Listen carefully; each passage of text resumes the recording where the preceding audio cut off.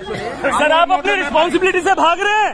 आप बच्चों को क्वालिफाई बता के डिस्क्वालीफाई कर रहे हैं। आपके केवीएस हाय हाय। मेरा इंटरव्यू हो चुका था, मैं अपने घर पहुंचने वाली थी, मुझे कॉल आता है कि आपका जो कैंडिडेट है वो कैंसिल करा गया। अब आप तो एक मास्टर सब्जेक्ट और है फिजिक्स और केमिस्ट्री, अब तो मिनिमम 2 साल पढ़े होंगे, इसमें कहां नहीं मैथ ऑनर्स वाला ही मैथ भी पढ़ाएगा, नोटिफिकेशन पढ़ाएगा कौन लोगों को बाहर में डाल देते आप। और फिर सर उनके ऑफिशियल वेबसाइट पे भी नहीं है, जो 2 ईयर कंपाइलेशन वाला दिखा रहे हैं वो वेबसाइट पे नहीं है, लेकिन ये अंदर दिखा रहे हैं। कहाँ से आ गया बताइए। आपने जो भी पूछना है एक एक आदमी आराम से उनके पास। सर अभी सर ने हमें आराम दिखाने की कोशिश की थी, लेकिन उस आर में कहीं भी टाइम नहीं डिफाइन किया गया कि पूरे 2 साल के लिए आपके पास में 2 और सब्जेक्ट्स होने चाहिए। You are free to approach to court, follow any procedure, raise your voice to video also, no problem.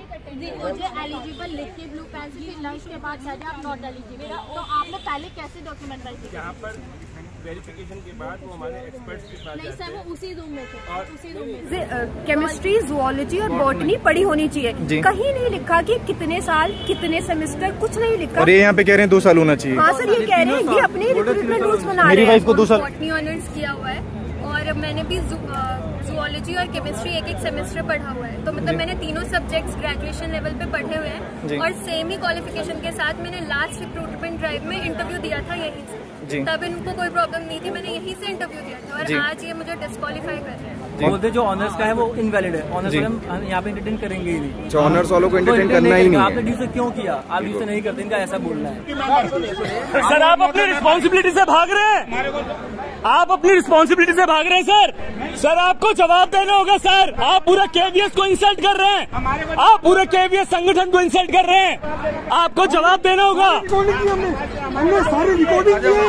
आपने सुबह से बच्चों को बुला के सिर्फ परेशान किया है। आप बच्चों को क्वालिफाई बता के डिस्क्वालीफाई कर रहे हैं। आपके नोटिफिकेशन में सब कुछ मेंशन है। आप अपने सर आप पूरे केवीएस को इंसल्ट कर रहे हैं सर। केवीएस हाय हाय हाय हाय केवीएस हाय।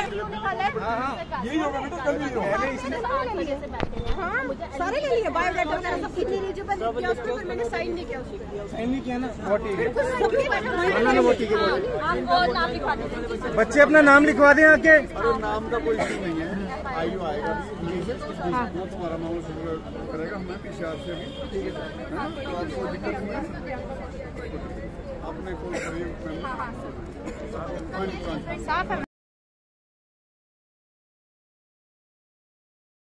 उनके रूल्स में कोई भी टाइम नहीं है कितने साल के लिए पढ़ना उनको सिर्फ नाम दे रहे हैं 3 साल होना चाहिए, किसी को 2 साल भी अलाउ कर रहे हैं।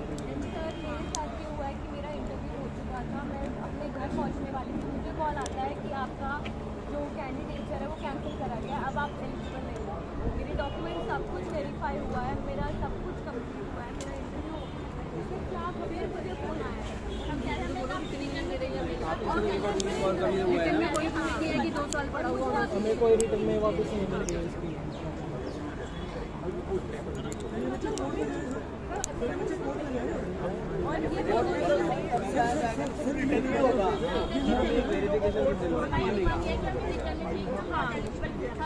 दो साल पढ़ी है वही अप्लाई करेंगे, 3 साल।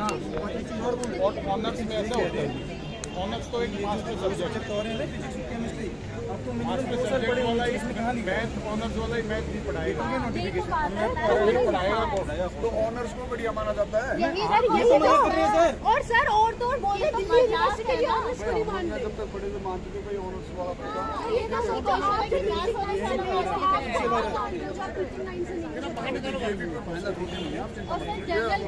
क्वालिफाई करके आए हैं, कोई मजाक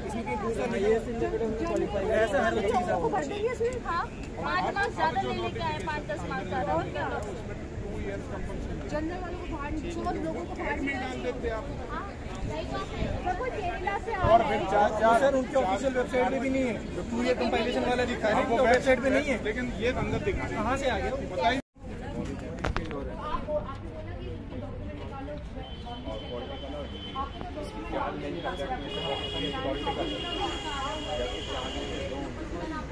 सारे साइन कर दिए।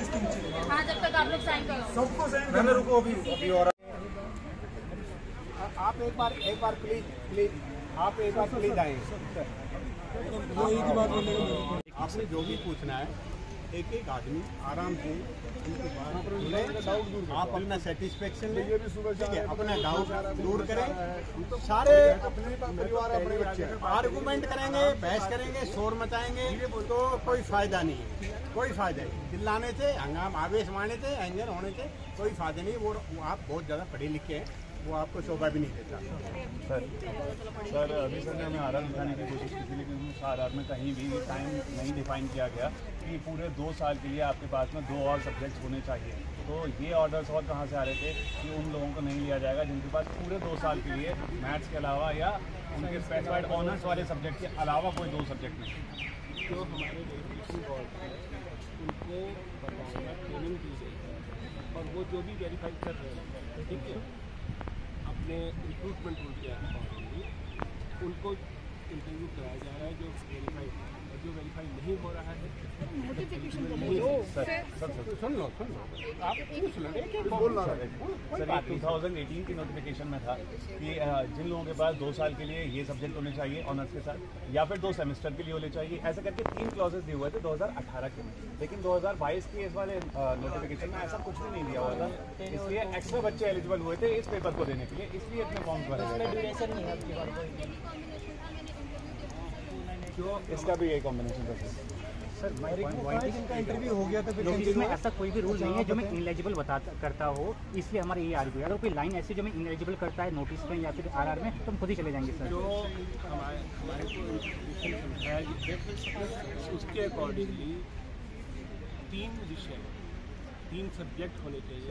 ऑनर्स वाला जो होता है वो केवल एक विषय होता है, बाकी उसके सप्लीमेंट्री कोर्सेज होते हैं, इसलिए ऑनर्स वाला कोई भी पीजीटी के लिए सेलेक्ट नहीं। सर ये यूजीसी भी कहता है, इसे यूजीसी में मेरे जो इक्विवेलेंट सर्टिफिकेट है मेरे दयालबाग से है, उसमें ये चीज़ क्लियर लिखा हुआ है कि जो बीएससी ऑनर्स की डिग्री है it is equivalent to the BSc degree with zoology, botany and chemistry and aforesaid is certified by UGC।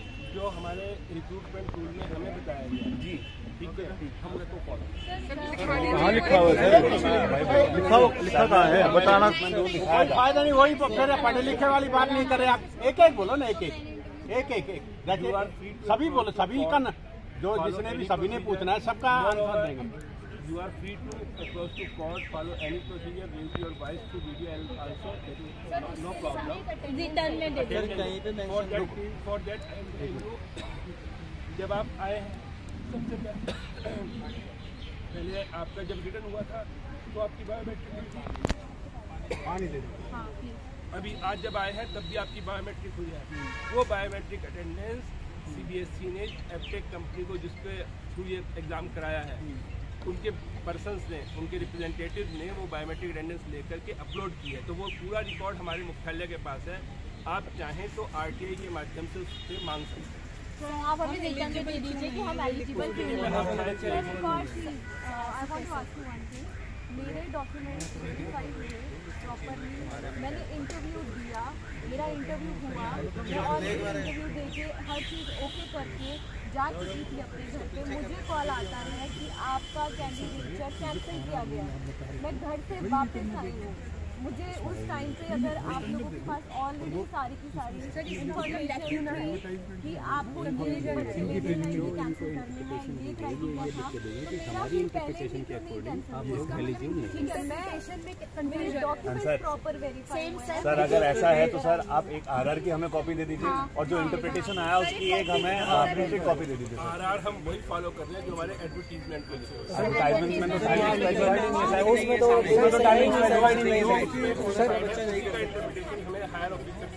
only 2 subjects should come, but no timeline is given that whether it should be for 2 years or 2 semesters. Nothing is there. मुझे eligible लिख के blue pen से lunch के बाद आप not eligible, तो आपने पहले कैसे डॉक्यूमेंट वेरीफाई? यहाँ पर वेरिफिकेशन के बाद वो हमारे एक्सपर्ट्स के पास जाते हैं। वो उसी रूम में थे, और उसी रूम में मैं बता रहा हूँ, एक्सपर्ट्स के पास जाते हैं, कोई डाउट होता है तो वो आके डिस्कस करते हैं। नहीं गए थे ना, उसी रूम में हमारी अथॉरिटी के पास आकर के डिस्कस करते हैं, डिस्कस करने के बाद ही उसको डिसाइड किया। पर सर पहले उन्होंने कोई उन्हें वो नहीं था, कंफ्यूजन नहीं था। अटेंडेंस आपकी लग गई है और आपको इलिजिबल किया गया है। आप आरटीआई से पूछ सकते हैं कि मुझे क्यों इलिजिबल डिक्लेयर किया गया है मेरे ये कोर्सेज से। आप प्लस रिटर्न में दे दीजिए why we are not eligible. वो will decide subject is supplementary और नॉट। हमारे सारे सब्जेक्ट पढ़े हैं, हमारे मार्क्स मैट हैं। मैं 2 केवीज में पढ़ा चुका हूँ, एयरफोर्स स्टेशन इंडियन केवी रोहिणी में पढ़ा चुका हूँ सर, और मैं 18 में भी इंटरव्यू दे चुका हूँ, वहाँ पे फाइनल सिलेक्शन नहीं हुआ है। तो sir recruitment rule are same, तो मैं एलिजिबल क्यों नहीं हूँ? और कागज पे कहाँ पे लिखा हुआ कि मैं जो चीज़ मेरे को स्ट्राइक आउट करती है मुझे दिखा दीजिए, मैं चले जाऊँगा सर। वो आपको अप्लाई दिया जाएगा सर कैसे कब दिया जाएगा सर? आप आरटीआई मुझे पता है स्टेटस क्यों दिखाता है, वो क्या स्थिति है, वो दिखाएगा कि मेरा पेंडिंग पड़ा हुआ है, लेकिन क्यों पेंडिंग पड़ा हुआ है कैसे वो नहीं दिखाएगा। तो आगे प्रोसेस तो नहीं कर पाऊंगा उसको, मुझे पता है सर। कौन से बोर्ड में थे आप? सर मैं बोर्ड नंबर 3 में थी। मेरे से पहले भी जो गए और मेरे बाद जो गए, हम 3 या 4 स्टूडेंट्स थे। हम लोगों का इंटरव्यू हुआ है, उसके बाद फोन करके बोला गया है सर मेरे पास यूनिवर्सिटी से ऑनर नहीं पता, ऑनर वाले सारे सर हम लोगों का सेमेस्टर सिस्टम रहता है। ऑनर्स को एक सिंगल सब्जेक्ट माना गया है, जो ऑनर्स को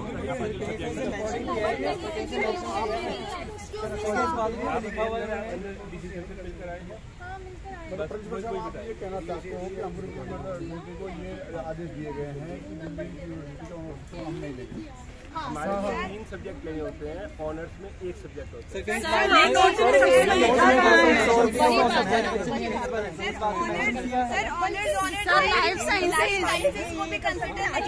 सर ये 5 मंथ्स हो चुके हैं नोटिफिकेशन को। सर ऑनर्स नहीं है, मैं अभी भी समझाने के लिए तैयार हूँ।